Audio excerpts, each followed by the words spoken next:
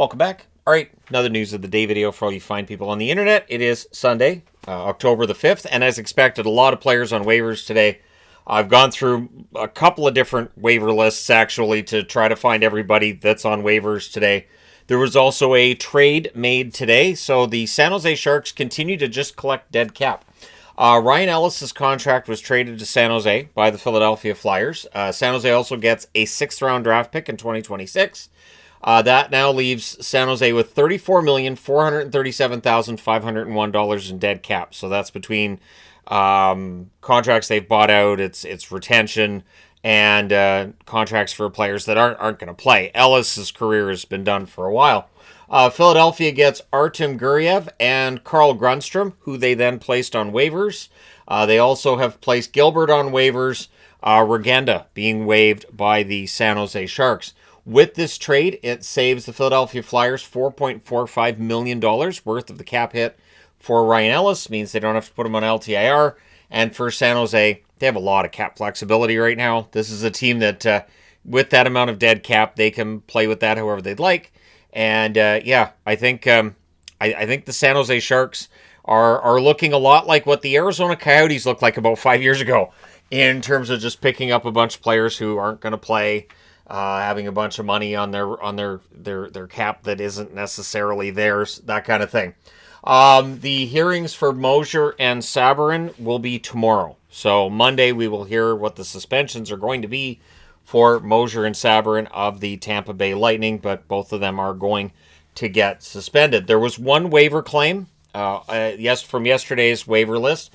Carolina, they claim Bussy on waivers from Florida, and they've waived Caden Primo. So Caden Primo, does that make him the number 4 then? Because you've got Anderson, Kochetkov. Does that mean that Primo's number 4 in the Carolina organization? So I'm sure when he went to Carolina, Primo was hoping for some games and some chance. And, with Anderson and how often he gets injured, Primo might have got some games, but they picked up Bussy on waivers. Other waiver news. Minnesota's waived Pitlick and Cal Peterson on waivers. Not really a huge surprise there. Boston, Aspiro, DiPietro, Blumel, and Steves are waived. I've heard that there's been a market for Michael DiPietro, that he's at least generated some interest. We'll see if anybody claims him. I would be very interested to see which team would see Michael DiPietro as a better option for their backup position. I also wouldn't mind seeing the Canucks pick him up again, but that wouldn't make a whole lot of sense, since then they'd have to put him on waivers and he could go right back to Boston. Dunn has been waived by Buffalo. I had thought about making a joke about Dunn as done at the NHL level in Buffalo for now, but that's just cheesy. I won't do that. Sean and Middleton have been waived by Colorado. Gustafson and Hall have been waived by Detroit, so Wings fans are going to be upset to see Hall on waivers. I'm kidding. Max Jones waived by the Edmonton Oilers. The Montreal Canadiens have waived both Kakkonen and Blais, who will both now go down to play for Laval. I'm not entirely surprised. Sammy Blais is a good energy player, but at this point in time in his career, there are just other players that play that bottom 6 role probably a little bit better. And for Kakkonen, I don't see him as being as good a goaltender as Dobesh, and I think this was basically the plan when they picked him up, was he would likely be the number 1 for Laval. New Jersey, Addison, Dawes, Gruden, Hardman, and Laguerre all waived. I think Dawes clears. I haven't heard anything over the last few days about a goaltender that might be generating interest being Dawes. As I said, that has been said of DiPietro. But there's a lot of goaltenders that are available on waivers today, including Nico Dawes. I think Dawes clears. I don't think anybody picks him up. Romanov is reporting to Utica. It doesn't look like Georgi Romanov has earned a contract with the New Jersey Devils, so go down to Utica and likely play for the Utica Devils. Ottawa's waived Hodgson, Yannick Kaliev. I'm a bit surprised by Kaliev. I thought he had a pretty good preseason in the games I watched. Lixell, Sogard, and Thompson also waived. So Lassie Thompson comes back over to North America. He's now on waivers for the Ottawa Senators. Former first-round draft pick, but very likely he's able to clear. I think most of these guys are going to clear, especially since teams are putting all these guys on waivers to get that final roster submitted by tomorrow. I think it's 2 p.m. my time is the deadline for that to be submitted, which is 5 o'clock Eastern. I think that's the submission time. Although I might be 3 hours off on that when I really think about it. Is it 2 o'clock Eastern, 11 a.m. Pacific? But it's okay. GMs don't watch my videos. Anyways, so yeah, we'll see how many clear. Hayden waived by Seattle. Not a huge surprise there. Toronto waives Benning, Murmis, Pizzetta, and Thrun. Thrun, of course, they picked up from San Jose. But I do think all of them probably clear. Ron Bjerg waived by Vegas. It's too bad. Ron Bjerg is a great name. Frank and Stevenson waived by Washington. Ethan Frank might be an interesting pickup for a team that needs goals. If in fact a team decides to look at Ethan Frank, I wouldn't be entirely surprised. Studnicka waived by Florida. He had a good game last night. In what was the hockey part of last night's game, I thought Studnicka looked okay, but he's been in that in between for a while now, where he can come up and play in the NHL, but he's very likely to be a top AHL guy instead.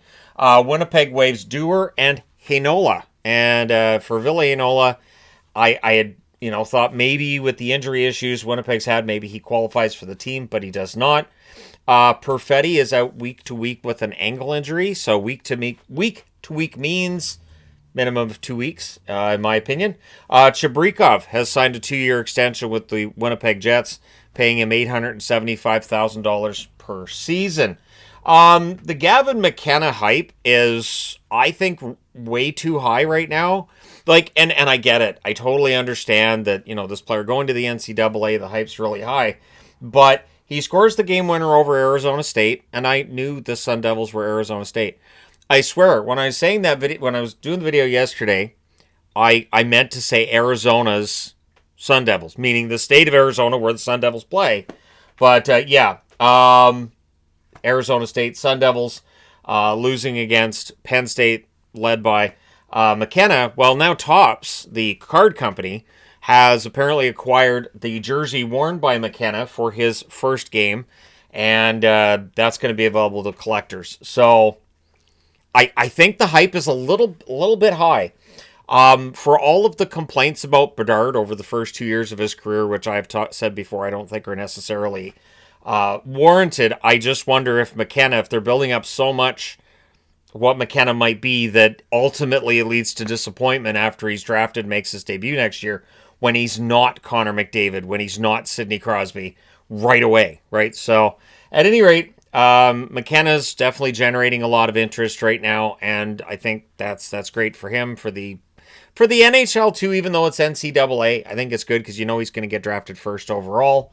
I do wonder how many of these teams on the board are looking at this season as kind of they hope to get McKenna at the end of it kind of year.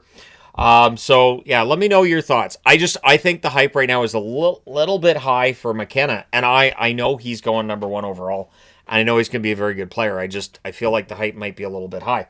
Korchinski sent down to Rockford by Chicago. I wanted to cover a few of the demotions we've seen today. Korchinski is notable because he's a young defenseman for Chicago.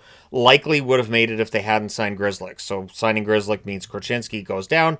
And because of the fact he doesn't have to clear waivers, that makes it an easier decision for Chicago. Same in St. Louis with Dvorsky. Dvorsky sent down to Springfield. I think he gets one of the early call-ups for St. Louis.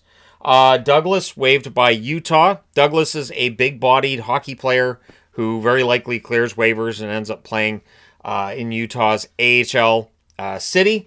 And then Vancouver demotes both Mancini and Willander. I'm mildly surprised that Tom Willander doesn't end up making the team right out of camp, but this shows the depth on Vancouver's blue line, because I thought Mancini looked good the other night too. He's a good defenseman. Abbotsford's glad to have him, and if Willander and Mancini are going to be sticking around with Abbotsford for a while, I'm kind of optimistic about what I might see when Abbotsford has their home opener, and I am going to be at the Abbotsford home opener. As a season ticket holder, I feel like this year I should go to more games. So I will be trying to do that with Abbotsford, and the home openers on a Friday night, and that'll be a banner raising. So seeing a banner raising live sounds like a lot of fun. It may never happen again, so I'm gonna be there with a banner raising and enjoy that. But there you go. Let me know your thoughts in the comment section below as always. Will any of these players be claimed tomorrow? is the question. And then whatever team makes that claim would then probably have to waive somebody else in order to get the roster where they want it to be. So let me know your thoughts. Hit like and subscribe in the event you may not have done so already. Thank you guys so much for all your support as always. I'm now going to watch a little bit of baseball, and I may very well talk about it on the Entertainment Guy as well. So stay tuned for that. But thank you guys so much for all your support as always. I will talk to you again soon.